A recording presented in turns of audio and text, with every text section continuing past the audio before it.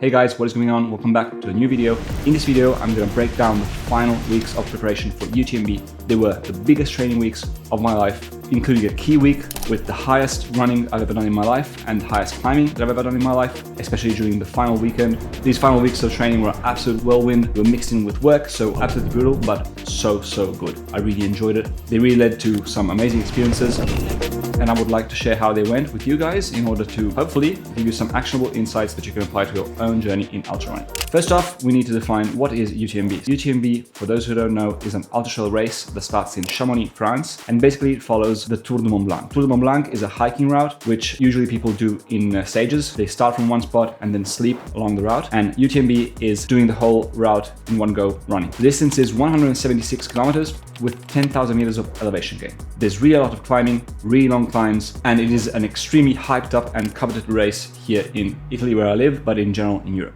The motivation for me to want to do UTMB, it's because it is an epic race, and especially it takes place 2 hours literally from where I was born and where I live in what I believe to be some of the most spectacular mountains in the world.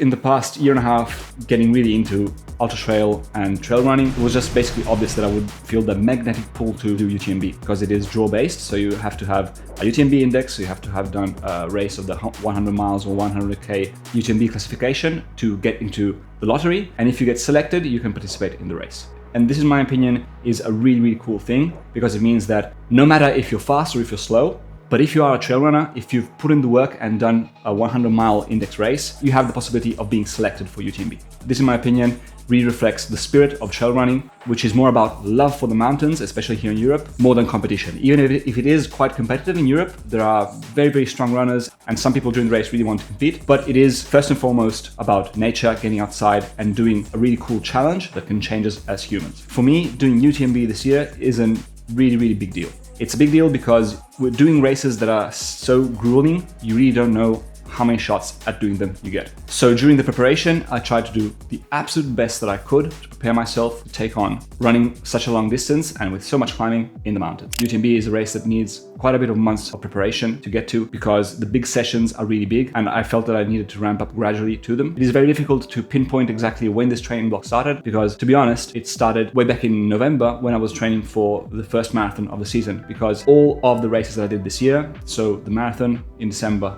Chianti 120, Tuscany Crossing 100 miles, and Marathon de Mont Blanc in June, they were all basically part of the training block to lead up to UTMB. So the full training block started in November, basically. In the past video that I made, I did a rundown of all the things that I did leading up to these last weeks of training. So go check out that video if you want to know more about what went down before. Now I would like to focus specifically on the final 3 weeks of training. The final 3 weeks of training had basically one objective: to get really comfortable in situations similar to the race course. So to do this, what I did basically was to train on the race course or in places as close as possible to the race course. The main focus were the really long runs. So the whole week basically was geared towards arriving to the long runs in the best shape that I could. In particular, I would like to talk about the final week of training, which was 166 kilometers with more than 9,000 meters of elevation gain done during 1 week. So this final block, there was a bit of a combination of things going on. And what happened first was that I had a job in La Tuile, Italy, around the time when I recorded the past video.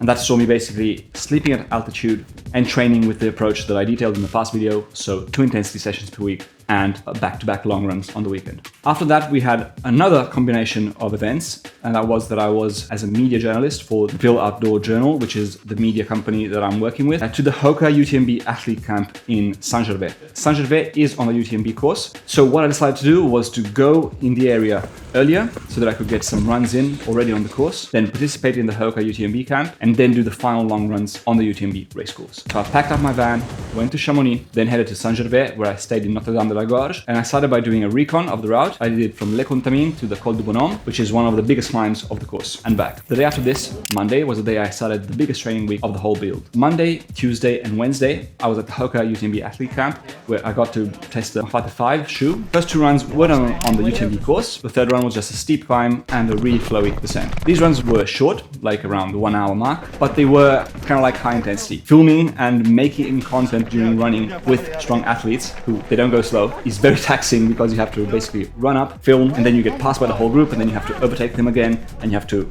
do the same thing over and over again. So that is short, sharp bursts of intensity. So these 3 days were pretty intense. The 4th day, the camp was over. What I did was to do a recon run. Okay guys, today we're doing the first section of the course, which is Chamonix to Saint-Gervais. It's around 22k with the Col de Vodza in the middle, so 800 meters of elevation. Pretty cold, but a beautiful morning. And now we're gonna drink some coffee and go.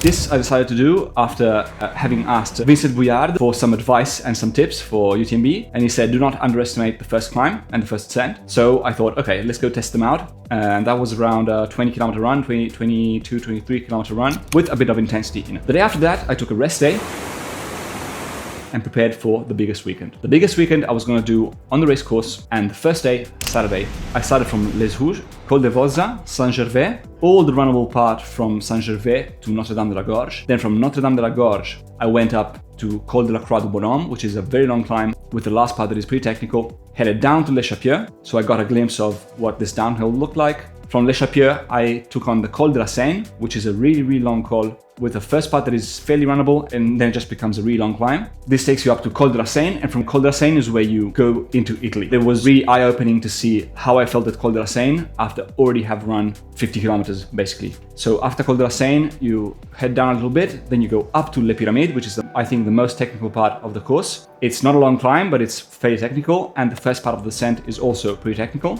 After Les Pyramides, you get to Rifugio Elisabetta. I skipped stopping at Rifugio Elisabetta, headed down to the flat part before the last climb, the climb up to l'Arête de Montfavre, which is a climb that you must hike basically. Last little bit of climb, 66k, 4,000 meters of elevation gain. Let's go. And after this climb, there is a really long descent into Courmayeur, and with the final descent, which is around 3 kilometers, which is pretty technical, all in the forest with the switchback.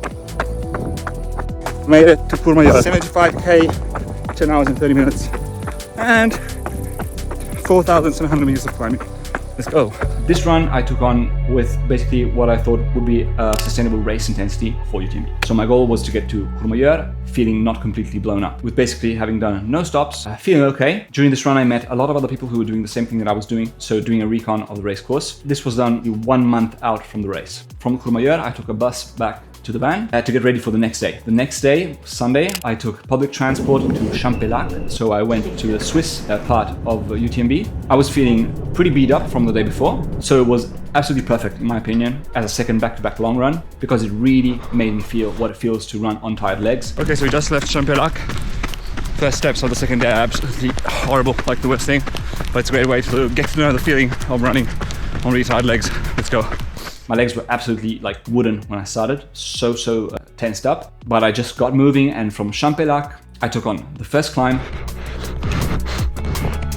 Climb from Champé is over. It has some really hard parts, but then it gets easier up at the top. Morning. Morning. Morning. Then a fairly technical descent onto Col de la Forclaz and then into Trient. And from Trient there is an insane climb to Les Tzepes, I think it's called, which is short. It's like 3 kilometers, but it's insanely steep. So I got to do this climb already on wrecked legs and feeling very tired, which I think was very useful. Then you have a descent into Val d'Orsine. Here I was feeling extremely beat up. I was really dehydrated. The biggest problem with doing these things is that you never really know when you're going to find a spot to fill up the water or basically get stuff to drink. Eating is not a problem because you can just take gels. Drinking was the problem. Especially I made a big mistake at Col de la Forclaz. There was a fountain, and instead of drinking a lot and filling up both flasks, I just filled up one flask because I thought in Trient there'll be someplace to drink, but that wasn't the case. So I got to Trient basically at midday, maybe even a little bit later, and did this monster climb basically without having anything to drink, which was not ideal, to be honest. So in Val d'Orsine I had to like find a bar and find stuff to drink and then restart running again on super tired legs. And from Val d'Orsine up to Col de Montet, it's all basically a false flat uphill. So a very crucial part of the course. To get done right in the race, you need to run this part.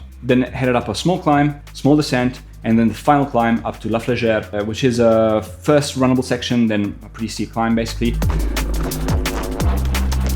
Climbing is over. Now it's all descending. Oh, 6 more Ks. of descent.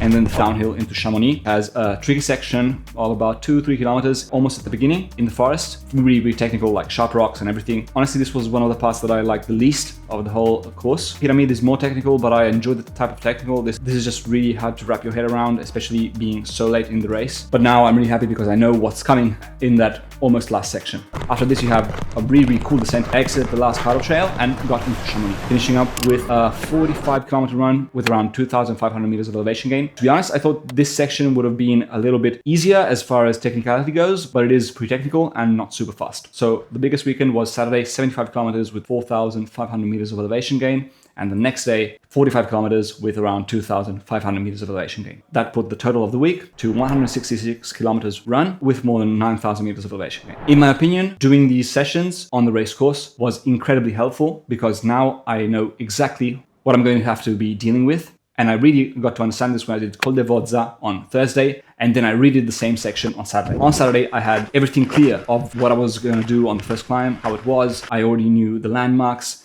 And also, this part from Col de la Seine into Courmayeur I'd already done. So it was very familiar. I knew that Le Pyramide was going to be technical. I knew where the Rifugio was. I knew where the next climb started. So in my opinion, it is incredibly, incredibly helpful to train on the race course if you have the possibility to do this. Another thing that really surprised me during this final training block is just how amazing the UTMB course is. UTMB is very famous for many reasons, but in particular, in my opinion, the biggest factor for this race is that the trail is amazing. It is so cool, both as landscapes, but also as the trail itself. The trail itself is extremely runnable. This race is a running race. It's not one of those trails where you have to always pay attention to where you put your feet or complicated single tracks. This race is a lot of hiking, of course, because there are some monster climbs that you really can't run up. All you can do is try and power hike them as fast as you can at the maximum intensity possible. But there are a lot of sections that are running sections. The biggest ones are, of course, the beginning. So from Chamonix to Les Ouches is all running. Then you have the part from Saint-Gervais to Notre-Dame-de-la-Gorge, which is basically all running apart from a couple of spots. The descent from Col du Bonhomme is runnable. The descent from Col de la Seine is runnable. So you get the idea. It is a very runnable course and absolutely beautiful. If you had to ask me my ideal trail running course, it would be the course of UTMB. It is absolutely amazing. And I was very surprised how it actually plays quite a lot to my strengths, if you want to call them that way. So long climbs, which I think I'm fairly good at, and running sections, which I have become fairly good at after training for Tuscany Crossing, which was basically a lot of running at a high intensity on flat. And the descents are not too technical, so I can kind of defend myself on them. It's not going to be super terrible like in other trail running races where I just really lose so much time on the descents. So I'm extremely stoked already to have done this training on the course, just to have seen the course, guys. It is something that, in my opinion, it is a must-do thing in your life. Even just hiking the Tour de Mont Blanc, there were so many people there hiking it, and for good reason. It is amazing.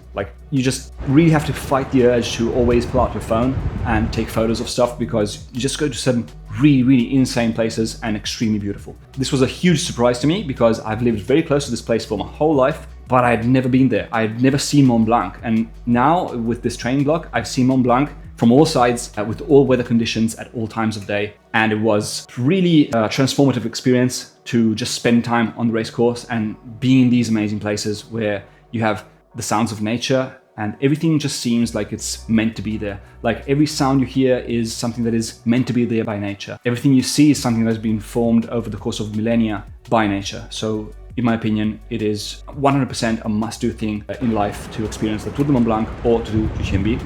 Now I would like to talk about the biggest challenges that I faced in this final preparation. And it was, first off, the weather. So I really had to deal with some crazy weather conditions. Already in the 40 plus 40 kilometer run, it was insane. I had to start so early because there were going to be thunderstorms in the afternoon. So that really put a lot of fatigue in me just because I didn't manage to sleep enough, basically. And then during the last final big weekend, what happened was on Saturday, I just got rained out like insane. I started at 5:20 in the morning and I just was pelted with rain, but really hard rain until 11 in the morning. So it was cold, wet. Stupidly, I didn't bring my Gore-Tex jacket. I just brought my, let's say, normal lighter jacket. And that was a big mistake because with the mountains, you can't play. And it just rained so much that it wasn't pleasant at all. So that was also a very, very useful experience to be out there when it rained, feeling the cold and feeling what it feels like to feel miserable in the rain. On the flip side, another weather extreme was the heat. So when I got to the end and I had to do that monster, really steep climb, it was really, really hot. So that taught me a lot about how to dress, how to not dress, drinking. So drinking more than you think you need to, especially when it's super hot like that. Another big challenge, of course, was managing the fatigue during these final weeks, and especially during the last week, and being able to reconcile that with work and like other obligations in life. Because of course, not being a professional runner, I need to make these things coexist. And that was very hard, to be honest. As I mentioned in previous videos, there comes a point in ultra endurance training. It can be Ironman, it can be ultras, it can be whatever, takes more than 10, 12 hours of training per week, where basically something has to give. So in order to give the energy that the training requires, you have to take that energy and not be able to give it to other things. And in this case, it was work. It was very hard for me to work during these final weeks, especially the final week. But in some way or another, I managed to do it. The biggest lessons that I've learned in this final part of the training build is first and foremost pacing. I understand that to do UTMB, it will be very probably the longest race I've ever done. And to manage to complete the loop, I really need to dial in my pacing. I really need to understand what I can do and what I can't do. And doing these sessions was extremely useful for that. Like I really got to understand when I was overdoing it or when I could have done a little bit more. This in particular is relative to muscle fatigue. Muscle fatigue is the biggest limiting factor in this race because I found that if I didn't pay attention, I would just run the downhills too hard. And even though my muscles now are insanely more conditioned than, let's say, 1 year ago, I can really feel a difference in the downhills and especially how I feel after finishing a downhill, even after running fairly hard. The thing is, in UTMB, you have to do so many of these downhills that are actually runnable. So I think that will be a big factor in my managing to do the best effort that I can do on this course. Another big lesson was the mental side of doing an ultra like this. The mental side, in my experience, is insanely important. It is so important. I would say almost as important as the physical, because there comes a point, this is all relative to me, of course, where the just physicality will not cut it. There will be times when you're really tired. Your legs hurt, you'll have problems, maybe you didn't eat enough, maybe you didn't drink enough. And here's where the mental game really needs to be A+. It needs to be of the highest level. And I think training this way on the race course and getting familiar with the race course and just really putting in big miles, big climbing weeks, that really helped mentally. Mentally, the final weekend was a big lesson in just keep on going. Just one foot in front of the other. You just need to keep on going. And this was next level compared to anything that I've done before. It's just a completely different ball game when you talk about 170 kilometers with 10,000 meters of elevation gain. 10,000 meters of elevation gain is a lot, like it's really a lot. So staying mentally focused and trying to tap into that flow state. There's a flow state in trail running, which is absolutely magical. Like it's an insane feeling where you just feel like everything is flowing. The trail is good, the running is good. Even if it's not fast, you feel that you're moving through trail efficiently and fast. And this is also mental, like it's a mental aspect of trail and ultra running where you manage to tap into this state, so flow state, and stay there for as long as possible. And this is helped by music, first and foremost, especially when you are in like a low spot. Having the right tracks that can bring you emotionally out of that low spot can be really helpful. And mentally, I found that I just needed to focus on just getting through like a section, getting through a climb, getting through a descent, and just basically putting up with suffering. The biggest improvement that I made, in my opinion, in the past year is just being able to tolerate a lot more suffering, a lot more pain, a lot more low points, knowing that there will come a high point. This is also, the opposite is true. When you have a high point, you know that a low point is coming. And when you get to that low point, you need to be able to have strategies in place that can try and pull you out from that low point as fast as possible. A big takeaway was also that this course is really, let's say, made for me. Like I said before, if I had to imagine the perfect trail race, it would be a course exactly like this. So runnable sections, really long climbs, runnable descents, nothing too technical, but there are some technical parts. So definitely seeing the course and learning what the course is like was a big positive takeaway for me. Another thing that I learned from this training is the gear. So dialing in all the gear for such a long race. I will make a separate video on the gear just before race day, but it's going to be fairly similar to the ultras I did before. The biggest change is going to be the shoes. So I'm really set on using one pair of shoes. Having tried a lot of different variety of shoes, this one is the best pair for me, in my opinion. Trying out the long climbs with poles, nutrition, having the right gear for cold. and being able to understand when it's too hot and you need to change for hot. So definitely testing out the gear was another super positive thing that had happened in this final training block. Here we come to the things that I did not manage to do, especially in the final week, and that was having any sort of structured intensity. So I was just too fatigued to be able to deal with, let's say, doing a threshold session. So what ended up happening was I did the Hoka UTMB camp. That was kind of like the intensity for the week. So it might have been a bit of threshold on the climbs and quite a bit of tempo. Then I did on Thursday Col de Vodza, which that was, let's say, a little bit higher intensity, but I didn't manage to do any like structured session like 4x8 or 30-30s or anything like that, to be honest. I was just too tired. Also, I really dialed back the strength sessions. The strength sessions took completely a backseat. I just did not have the energy to be able to do them. So what I reverted to doing was just the minimum effective dose and just basically activation. It's not really strength training. It's like a lot of bird dogs or whatever they're called, dead bugs and that kind of stuff, just for core stability and strength. Another takeaway from the final week that in my opinion, I really nailed the back-to-back long runs and the run on Thursday. So these 3 runs, ideally I would have done them on Friday, Saturday and Sunday, but in this case I had to do Thursday, then I had to rest one day, most of all because I was just tired from sleep deprivation, and then Saturday and Sunday. And doing the back-to-back long runs means that each of these runs in the beginning was done at high intensity. So let's take the weekend. If I'd done 75 plus 45 in one single run, very probably for the final third of this run, I would have been just basically in ultra pace. And that would have been, yes, useful to understand what you feel during the race. But in my opinion, doing the back-to-back means that you have 3-4 hours of higher intensity on the first day. And also on the second day, you get to have like 2 or 3 hours of a bit of high intensity where you can push a bit more. This maybe is not super perfect for preparing for race day, but in my opinion, the training effect I felt to be more. What's next before race day? So guys, this was the hardest training block I've ever done in my life. It was the most fatiguing. It was also the most beautiful. It was the most beautiful training situations I've ever been in. It was very revelatory, so it showed me a lot of things that have gotten better in 1 year of trail running, but other things that I still need to work on and that maybe I need to dial in a bit more. Other resources that I use to train are Jeff Pelletier videos and recaps of the race, which are very useful and informative. Also to see what challenges you might go into whilst doing UTMB. This other guy who I'll link here, who made some insane videos. He basically did the whole UTMB course recon and he filmed it POV style. And those are very useful to see what the course is like, even though in real life, all the climbs are way steeper than they seem in the videos. Thank you for that, man. Those videos are absolutely insane. And another big help I got in training was just basically asking around to people who've already done this race. Already having done this race gives you a level of experience that is really specific. So that is, in my opinion, the most useful thing that I did, because these guys who've already done it, they know everything. They know that the final descent into Chamonix has that horrible section. They know Le Pyramide.